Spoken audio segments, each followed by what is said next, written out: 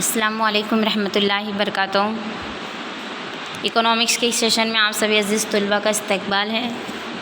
پچھلے سیشن میں ہم نے بھارت میں دیہات اور شہر کی آبادی کے متعلق پیمائش حاصل کی تھی۔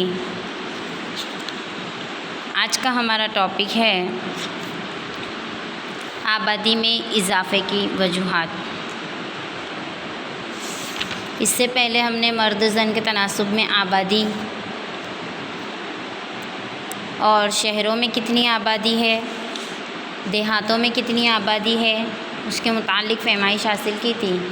آج ہم دیکھتے ہیں کہ آبادی میں اضافہ یعنی آبادی کے بڑھنے کے کون کون سے کارن ہیں، کون کون سی وجوہات ہیں، اس کے متعلق پیمائش حاصل کریں گے۔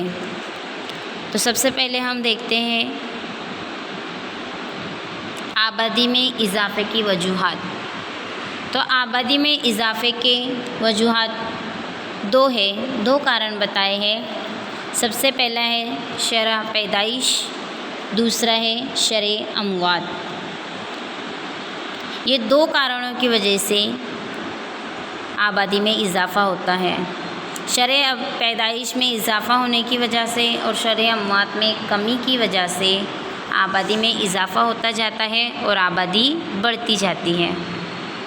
سب سے پہلے ہم سمجھتے ہیں کہ شرح پیدائش یعنی کیا۔ شرح پیدائش یعنی سال کے دوران ہر 1000 انسانی آبادی میں پیدا ہونے والے بچوں کی تعداد کو شرح پیدائش کہتے ہیں۔ یعنی ہر سال کے اندر 1000 انسانی آبادی میں یعنی کہ 1000 بچے پیدا ہونے والے بچوں کی تعداد کو شرح پیدائش کہتے ہیں۔ یہ ہر سال بورڈ میں 1 مارکس میں پوچھا آتا ہے کہ جنم در اٹلے شو سیکشن بی میں آپ کا یہ سوال آتا ہی ہے، تو ہمیں اس کی تعریف اچھے سے یاد رکھنی ہے کہ سال کے دوران ہر 1000 انسانی آبادی میں پیدا ہونے والے بچوں کی تعداد کو شرح پیدائش کہتے ہیں۔ اب شرح پیدائش کا یہ ضابطہ دیا گیا ہے جسے ہمیں یاد رکھنا ہے۔ سب سے پہلے اوپر آئے گا سال کے دوران پیدا ہونے والے بچوں کی تعداد۔ تو جو بھی پورے سال میں جتنے بھی بچوں کی تعداد ہے ان تعدادوں کو ہمیں یہاں لکھنا ہے۔ اس کے بعد کل آبادی یعنی پورے بھارت میں کتنی آبادی ہے وہ لکھنا ہے اور یہاں پر 1000 لکھنا ہے۔ اس کے بعد یہاں پر شرح پیدائش کی ہمیں ضابطے کے ذریعے ہمیں پتہ چلے گا شرح پیدائش کتنی ہے۔ یہ ضابطہ بھی آپ کو خاص دھیان رکھنا ہے۔ شرح پیدائش کا تناسب فیصد پر ظاہر نہیں کیا جا سکتا۔ کیا بتا رہے ہیں ماہر معاشیات کہ شرح پیدائش کے تناسب کو ہم فیصد یعنی پرسنٹ کے ذریعے ہم نہیں بتا سکتے، بلکہ ان کی شرح 1000 افراد سے کی جاتی ہے۔ آبادی کتنی بڑھتی ہے اس کا انحصار شرح پیدائش پر ہوتا ہے، کیونکہ بچے پیدا ہوں گے تو ہی تو آبادی میں اضافہ ہوگا۔ تو اس کا انحصار کس پر ہے؟ شرح پیدائش پر۔ شرح پیدائش میں اضافہ ہوتا جائے گا تو آبادی میں بھی اضافہ ہوتا جائے گا، اسی لیے آبادی کا انحصار شرح پیدائش پر ہے۔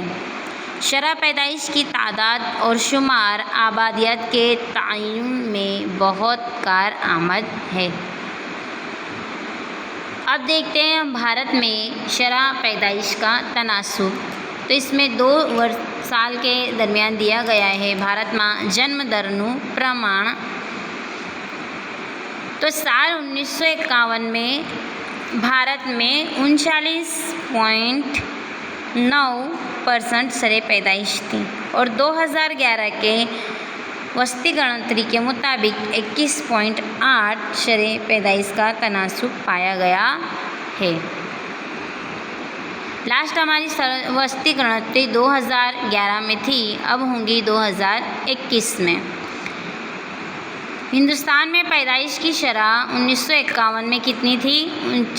39.9 اور کم ہو کر 2011 میں 21.8 ہو گئی، جو شرح پیدائش میں کمی کی شرح کو کم بتاتی ہے۔ وغیرہ پر غور کیا جا سکتا ہے۔ یہ ہے اس کا تجزیہ اور نتائج۔ اب ہم دیکھتے ہیں شرح اموات۔ شرح پیدائش کے بارے میں آپ کو خبر پڑے ہیں کہ ہر 1000 سال میں پیدا ہونے والے بچوں کی تعداد کو شرح پیدائش کہتے ہیں۔ اب آتا ہے شرح اموات۔ تو شرح اموات کی تعریف دیکھتے ہیں ہم۔ سال کے دوران ہر 1000 انسانی آبادی میں موت ہونے والے افراد کی تعداد کو شرح اموات کہتے ہیں۔ شرح پیدائش سے بالکل اپوزٹ شرح اموات کہ سال کے دوران ہر 1000 سال انسانی آبادی میں پیدا ہونے والے شرح پیدائش میں آئیں گے اور مرنے والے کی تعداد افراد کی تعداد کو شرح اموات کہتے ہیں۔ یہ تعریف بھی آپ کو خاص دھیان رکھنی ہے۔ اس کا ضابطہ بھی بالکل سیم ہوگا، صرف یہاں پر چینج ہوگا کہ سال کے دوران مرنے والے افراد کی تعداد، اور ہم نے شرح پیدائش میں کیا دیکھا تھا؟ سال کے دوران پیدا ہونے والے بچوں کی تعداد، اور اس ضابطے میں سال کے دوران مرنے والے افراد کی تعداد۔ اس طرح ہمیں ضابطہ یاد رکھنا ہے جس سے ہمیں شرح اموات کے مطابق معلومات حاصل ہوں گی۔ کل آبادی میں کتنی کمی واقع ہوتی ہے، اس کا انحصار شرح اموات پر ہوتا ہے۔ اگر آبادی میں اضافہ ہوتا ہے تو اس کا انحصار شرح پیدائش پر ہوگا، اور آبادی میں کتنی کمی واقع ہوتی ہے اس کا انحصار شرح اموات پر ہوتا ہے۔ کسی حد تک سال کے دوران آبادی میں پیدا ہونے والے ہلاکتوں کی کل تعداد کو ظاہر کرتے ہوئے آبادی میں کمی کو ایک قطعی انداز میں سمجھا جا سکتا ہے۔ اس کے بعد ہم دیکھتے ہیں بھارت میں شرح اموات کا تناسب۔ بھارت میں مرتیو در نو پرماण، تو اس میں بھی صرف 2 سال دیے گئے ہیں۔ ایک 1951 میں کتنے ہیں؟ 27.4، اور 2011 میں 0.7.1۔ یہ شرح اموات کی تعداد ہے، یعنی کہ 1000 افراد میں سے 27.4 افراد کی موت واقع ہوئی، اور 2011 کے مطابق 7.1۔ ہم اس کا تجزیہ اور تارن دیکھتے ہیں۔ نتائج کیا نکلتے ہیں کہ ہندوستان میں شرح اموات کی 1951 میں 27.4 سے کم ہو کر 2011 میں 7.1 ہو گئی ہے۔ اسی طرح شرح پیدائش کے مقابلے میں شرح اموات میں مزید کمی واقع کی گئی۔ اس کے کارن یہ ہو سکتے ہیں کہ خشک سالی پر قابو پانا، معیار زندگی بہتری، متناسب غذا، طبی علاج میں بہتری، تعلیم کی بڑھتی ہوئی تشہیر، میڈیکل سائنس، سرجری کے میدان میں اہم تحقیق اور متعدی بیماریوں پر قابو پانا وغیرہ۔ یعنی کہ شرح پیدائش میں کمی واقع ہوئی، لوگ بہت زیادہ کم مرنے لگے، تو اس کا مطلب یہ ہوا کہ لوگ خوشحالی سے زندگی گزار رہے ہیں، لوگ تندرستی سے زندگی گزار رہے ہیں، صحت مند ہیں، الگ الگ بیماریوں کا علاج نکل چکا ہے، میڈیکل سائنس کے ذریعے، سرجری کے ذریعے، تعلیم کے ذریعے اپنی زندگی اچھے سے گزارتے ہیں۔ اسی لیے شرح اموات میں کمی واقع ہوتی ہے۔ پہلے کے زمانے میں میڈیکل سائنس وغیرہ نہیں تھی، طبی علاج کی اتنی سہولتیں نہیں تھیں، بڑے دواخانے نہیں تھے، لوگوں کو دواخانوں وغیرہ کی سہولتیں نہیں تھیں، اسی لیے بیماریوں میں مبتلا ہو کے لوگ موت واقع ہوتی تھی۔ لیکن اب ہر علاقے میں سہولتیں ملنے لگی، طبی علاج ہونے لگے، بڑھتی ہوئی تعلیم کے ذریعے لوگ اپنی زندگی گزارنے لگے، اسی لیے شرح اموات میں کمی واقع ہوتی ہے۔ آپ کو اس سیشن میں 2 چیزیں یاد رکھنی ہیں۔ سب سے پہلے آبادی میں اضافہ ہونے کے 2 کارن، شرح پیدائش اور شرح اموات۔ شرح اموات کی تعریف یاد رکھنی ہے، اس کا ضابطہ اور اس کا تجزیہ۔